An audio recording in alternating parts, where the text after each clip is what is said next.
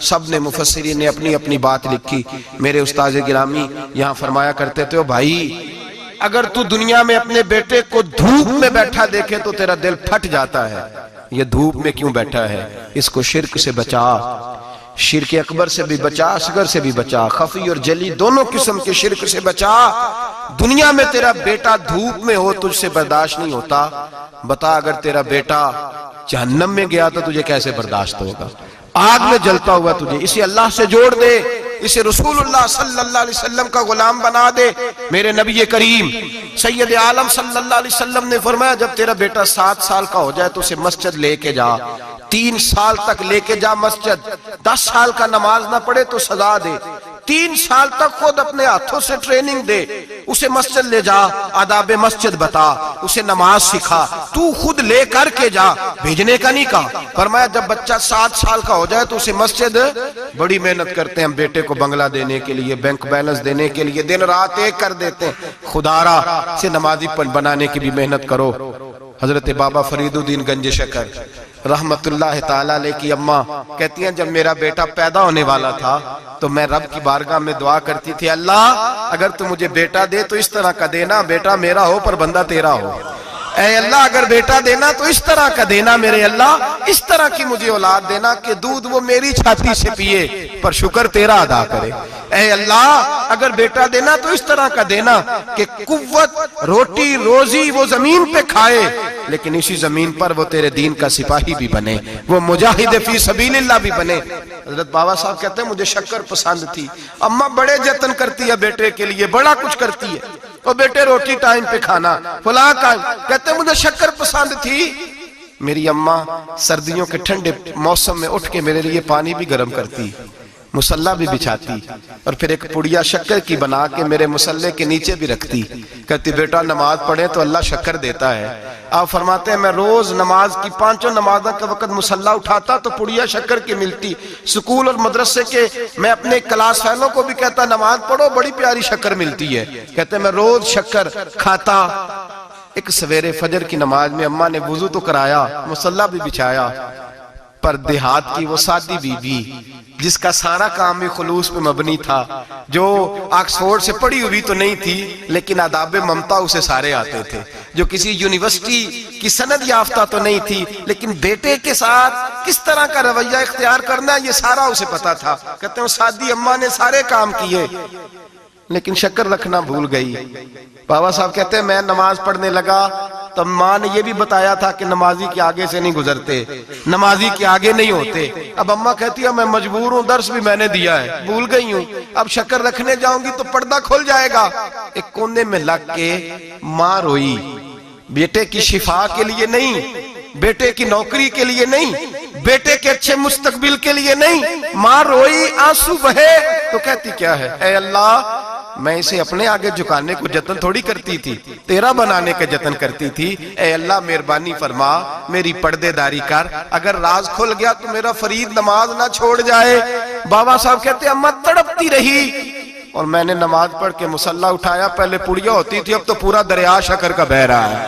فرماتے ہیں میں نے وہ اٹھائی شکر کھائی اور میں نے چیخ کے کہا اماں جلدی آج بڑی لذیذ ہے، آج شکر کوئی انوکھی ہے اور آج تو کمال شکر دی ہے میرے اللہ نے. ایک پڑیا کی جگہ پورا دریا بہ رہا ہے.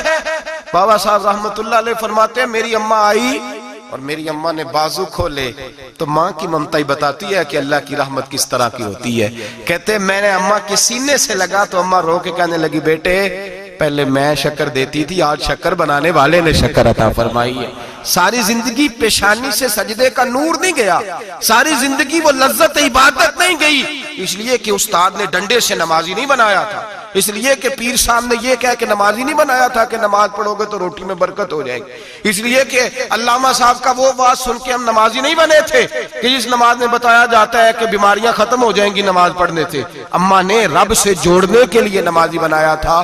ساری زندگی بابا صاحب کہتے رہے اٹھ فریدہ ستے آ چاڑو دے مسیح، چل ہن اٹھ فریدہ ستے آ چاڑو دے مسیح، او تو ستے رب جاگدا तेरी डाडे नाल परीत। सारी जिंदगी नमाज का, नमाज की ट्रेनिंग देना, अपने बच्चों को अपने रब से जोड़ना, अपने बच्चों को अल्लाह के साथ उनका ताल्लुक बनाना, उनको रब वाला बनाना, उन्हें रसूल पाक का गुलाम बनाना, ये ड्यूटी है माँ बाप की।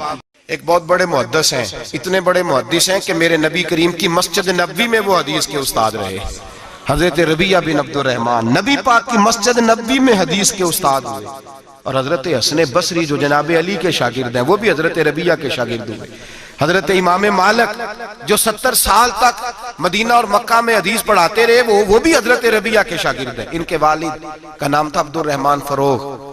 तारीख बगदाद में लिखा है कि बनु उमैया के दौर में, ताबीन के जमाने में जनाब अब्दुर रहमान बिन फरोग घर से चले गए। एक रवायत है बच्चा छोटा था, एक रवायत है बच्चा अभी माँ के पेट में था, जिहाद करने चले गए। उस दौर में ये जिहाद होता था कि एक इलाका फतह किया तो मुसलमान अगले इलाके में चले गए, अगला फतह किया तो अगले इलाके, एक के बाद दूसरे लोग पलट के नहीं आते थे। हजरत अब्दुर रहमान गए, 30,000 दिनार बीवी को दे गए, कहने लगे संभाल के रखना। और जिहाद करने निकले तो 27 साल तक घर ही नहीं आए, और 27 साल के बाद आए तो हजरत रबिया मुहद्दिस बन चुके हैं, मस्जिद नबी में हदीस के उस्ताद हैं, बेटा बहुत बड़ा शेख बन गया है। वापस आए, हाथ में नेजा है, काली दाढ़ी थी सारी सफेद हो गई, वजूद बड़ा तगड़ा था, कमजोरी आ गई। आए, नेजा पकड़ा हुआ है, घोड़े पे बैठे हैं, मदीना मुनव्वरा में घर है, दरवाजे पे दस्तक दी। हजरत रबिया ने दरवाजा खोला, अंदर दाखिल होने लगे तो कहने लगे बाबा तू किधर घुसता आ रहा है? किधर? उसने कहा तू पीछे हट, तू मेरे मकान पे कब से कब्जा करके बैठा है। बात तेज होने लगी, आवाज थोड़ी बुजुर्गों की बुलंद होने लगी तो अंदर से जौजा ने सुन लिया।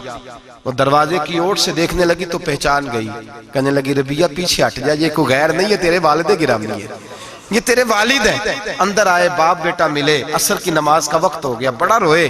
27 साल के बाद बाप लौटा, 27 साल के बाद बड़े रोए।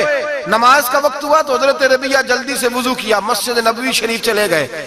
जनाबे अब्दुर रहमान फरोग ने अभी खाना वाना खाना था, खाना खाने बैठे तो हुक्म देखे शौहर क्या करता है। ये नहीं पूछा कि 27 साल हाल क्या रहा, पूछने लगे मैं तुझे 30,000 दिनार दे गया था, वो किधर है? तो ज़ौजा कहने लगी खाना खा लो, असर की नमाज पढ़ के आओ, फिर बताती हूँ पैसे कहाँ हैं।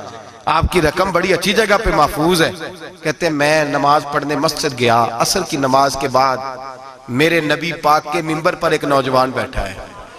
घर में तो उनका अंदाज टोपी पहनने का था ना, सादे आम लिबास में, मस्जिद नबी में जुब्बा पहना है, सर पे इमामा है, खूबसूरत लबो लहजे में रसूलुल्लाह के मिंबर पर बैठकर, नबी पाक के मिंबर पर बैठकर। पता नहीं आपको इस बात की लज्जत नसीब हो रही है कि नहीं, आम जगह नहीं, नबी पाक के हुजूर के मिंबर पर बैठकर नबी पाक की हदीसें सुना रहे हैं। इतना बड़ा मुकद्दर।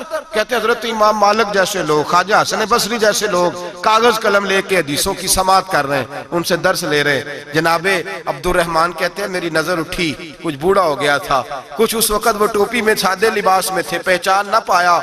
एक शख्स से पूछा यार है तो जवान पर इसके चेहरे की नौरानियत मेरे दिल को भा गई है तो जवान पर इसका हदीसें बयान करने का अंदाज मेरी तबीयत को घायल कर गया। ये कौन है जो नबी पाक की मस्जिद में बैठ के हदीसें बयान कर रहा है? तो कहते इमाम मालिक कहने लगे बाबा जी चुप कर जाओ, हमारे उस्ताद के बारे में ऊंचे लबो लहजे में बात ना करना, देखते नहीं कितने कितने लोग बैठे हुए खामोशी से। तो मैंने कहा मुझे भी तो बता दो ना है कौन? तो कहने लगे कोई अब्दुर रहमान फरोग नाम के बुजुर्ग हैं, ये उनके बेटे हैं, रबिया नाम है। कहते हैं जब लफ्ज कहे तो मेरे आंसू छलक के बाहर आए और मैं हुजूर की मस्जिद में गिर गया और रोने लगा कि यहाँ और मेरे रसूल पाक सैयद आलम सल्लल्लाहु अलैहि वसल्लम के मिंबर पर और मेरा बेटा। कहते मैं तड़प के घर गया और घर जाके मैंने अपनी बीवी को जब देखा तो मेरे आंसू निकल गए। मेरी बीवी समझ गई कि ये मेरे मुहद्दिस बेटे को देख आया है। कहते हैं बीवी रो के कहने लगी मैंने आपके 30,000 दिनार आपके बेटे को मुस्तफा करीम की हदीस का उस्ताद बनाने में खर्च कर दिए। मैंने वो 30,000 दिनार खर्च कर दिए, 30,000 दिनार आपका बेटा मैंने। तो कहते हैं मैं अपनी बीवी की तरफ देखने लगा, मैंने कहा कुर्बान जाऊं, मैं अगर अल्लाह के दीन के रास्ते में था, तूने मेरे साथ नेकी की है, मेरा बेटा भी दीन के रास्ते पे लगा दिया। मेरे भाई अल्लाह से जोड़ा, अल्लाह से जोड़ा उन लोगों ने अपनी औलादों को।